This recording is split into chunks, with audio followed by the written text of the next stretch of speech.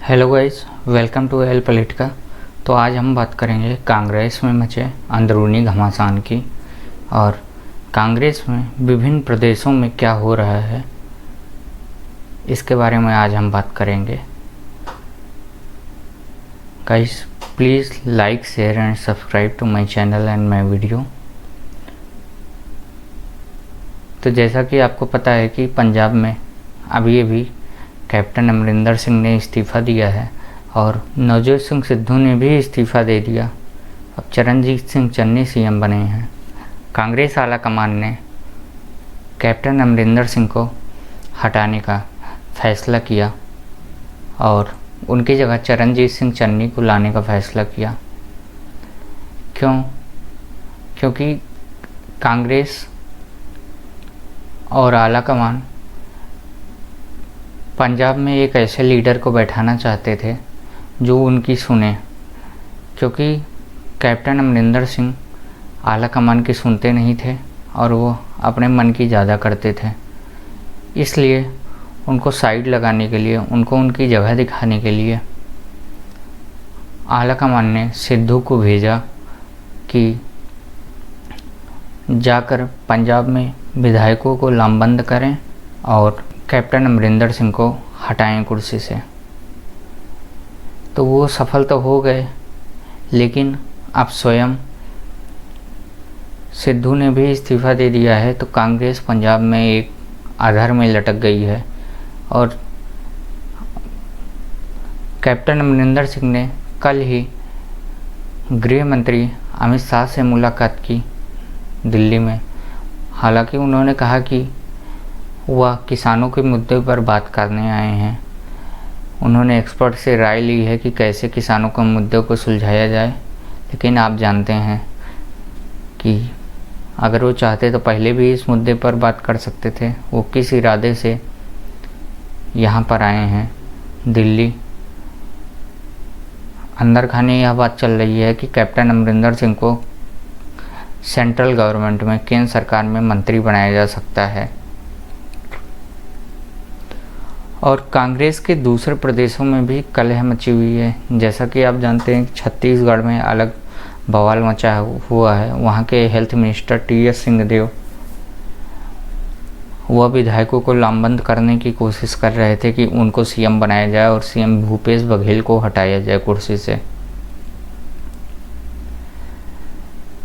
CM Bhupesh Baghel उन्होंने आला कमान से मुलाकात की और अपने पक्ष में विधायकों को लामबंद करने के लिए उन्होंने बस्तर रेंज के कुछ विधायकों को अपने सीएम आवास पर बुलाया और उनके साथ डिनर किया। और अब बात करते हैं राजस्थान की, जहां पर अलग घमासान मचा हुआ है। वहां पर सचिन पायलट, आपको जैसा पता होगा, पहले ही नाराज़ थे।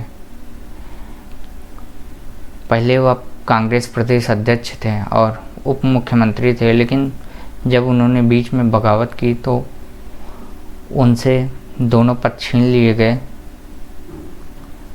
अब वह फिर से सुगबुगाहट है कि वह यह दोनों पद चाहते हैं और अपने जो सिपा सालार मंत्री हैं, सिपा सालार जो हैं उनको भी कैबिनेट में जगह देने की वो मांग कर रहे हैं। तो जैसा कि आप देख सकते हैं कि विभिन्न प्रदेशों में जहाँ पर कांग्रेस की सरकार है वहाँ पर बवाल मचा हुआ है। आपको पता होगा कि गोवा में एक कांग्रेस के 5 या 6 बार के एमएलए थे और कांग्रेस के से पूर्व सीएम भी थे। उन्होंने कांग्रेस छोड़कर तृणमूल कांग्रेस ज्वाइन कर ली और बहुत सारे लीडर्स जैसे कि ज्योतिरादित्य सिंधिया वो कांग्रेस छोड़कर बीजेपी में आए और सेंट्रल मिनिस्टर बन गए। जितेंद्र प्रसाद अभी उत्तर प्रदेश में कांग्रेस छोड़कर आए और कैबिनेट मिनिस्टर बन गए। सुष्मिता देव बर्मन आसाम से,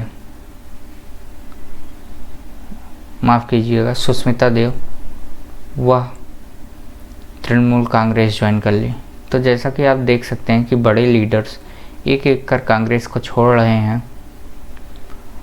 और अब बात करते हैं कि कांग्रेस के G23 इनको नाम दिया गया है। 23 बड़े कांग्रेस के लीडर्स, जिनमें भूपेंद्र सिंह हुड्डा, कपिल सिब्बल, गुलाम नबी आज़ाद, मनीष तिवारी, शशि थरूर, आनंद शर्मा, इन लोग ने कांग्रेस में इंटरनल डेमोक्रेसी की मांग की थी। आंतरिक डेमोक्रेसी, इंटरनल रिफॉर्म की बात की थी, आंतरिक सुधार की बात कर रहे थे कांग्रेस में।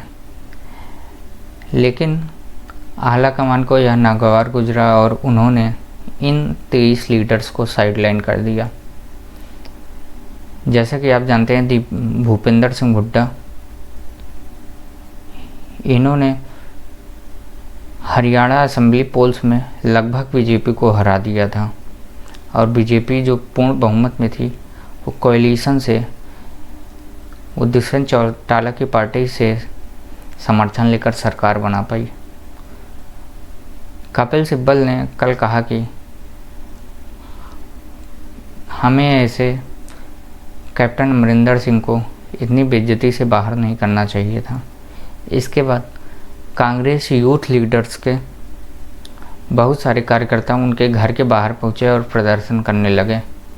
और कांग्रेस यूथ विंग के लीडर BY श्रीनिवास ने कहा है एक ट्वीट में कि पार्टी जब सत्ता में थी, मतलब जब पार्टी के अच्छे दिन थे, तब उसने आपको राज्यसभा भेजा, कानून मंत्री बनाया, लॉ मिनिस्टर बनाया, और जब पार्टी के बुरे दिन चल रहे हैं और पार्टी के साथ खड़े होने की ज़रूरत है, तब आप पार्टी को क्रिटिसाइज़ कर रहे हैं, मतलब पार्टी की आलोचना कर रहे हैं, बजाय इसके कि पार्टी के साथ खड़े हों।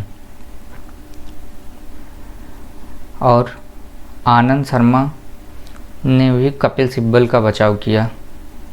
ये भी G23 के लीडर हैं जिनको साइडलाइन किया गया है।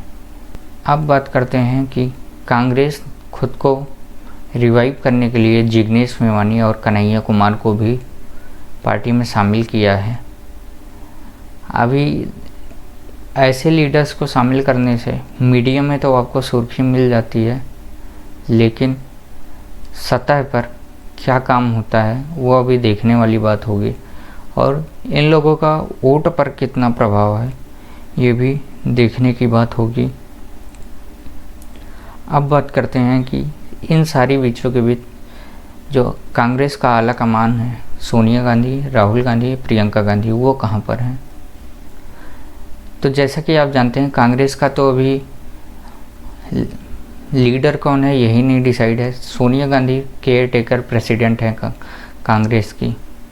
राहुल गांधी ने मझधार में प्रेसिडेंसी छोड़ दी थी 2019 लोकसभा चुनाव के बाद। तब से वह कागज़ में प्रेसिडेंट नहीं है कांग्रेस के, लेकिन वह डी फैक्टो कांग्रेस के लीडर हैं। मतलब वह कागज़ में नहीं है, लेकिन डिसीजन सारे वही लेते हैं, राहुल गांधी।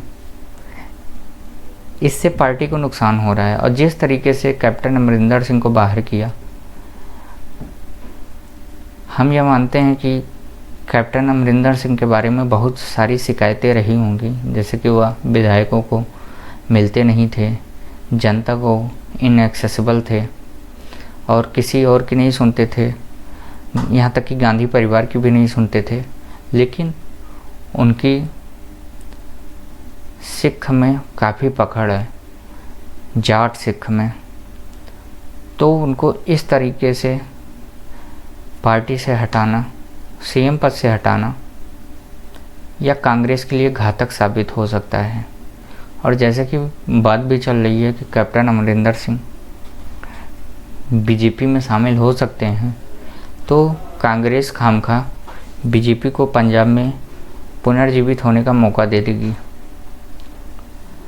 और प्रदेशों की बात करें तो छत्तीसगढ़ में भी कांग्रेस आलाकमान ने जो सिचुएशन चल रही है CM भूपेश बघेल और TS सिंहदेव के बीच, उसको शांत करने की कोई कोशिश नहीं की है अभी तक। और जो राजस्थान में चल रहा है उस पर भी आलाकमान बहुत ज़्यादा भाव नहीं दे रहा है, बहुत ज़्यादा उस पर ध्यान नहीं दे रहा है। तो कांग्रेस एक ऐसे घोड़े की तरीके हो गई है जिसकी कोई लगाम नहीं है, उसको पता नहीं है किस डायरेक्शन में जाना है। और इस तरीके से कांग्रेस खुद ही का नुकसान कर रही है, क्योंकि उसके जो विपक्ष में पार्टियां हैं वो दिन रात मेहनत कर रही हैं, चाहे वो आम आदमी पार्टी का लें या बीजेपी को तो इलेक्शन विनिंग मशीन माना जाता है। तो कांग्रेस को सबसे पहले अपना प्रेसिडेंट डिसाइड करना चाहिए। डी फैक्टो प्रेसिडेंट हैं राहुल गांधी, लेकिन कागज़ में नहीं है, उनको खुलकर सामने आना चाहिए। वह काम सारे डिसीजन सारे वही लेते हैं, लेकिन जिम्मेदारी से बचते हैं। प्रियंका गांधी हैं, वह भी पार्टी में कोई पद पे नहीं है, उत्तर प्रदेश का जनरल सेक्रेटरी हैं कांग्रेस की, लेकिन सारे डिसीजन यही दोनों भाई बहन लेते हैं। तो इससे कांग्रेस को ही नुकसान होगा, और कांग्रेस को, राहुल गांधी को चाहिए कि वो सामने आकर पूरी जिम्मेदारी लें और कांग्रेस पार्टी को संभालें। नहीं तो कांग्रेस एक बिना लगाम के घोड़े जैसी है।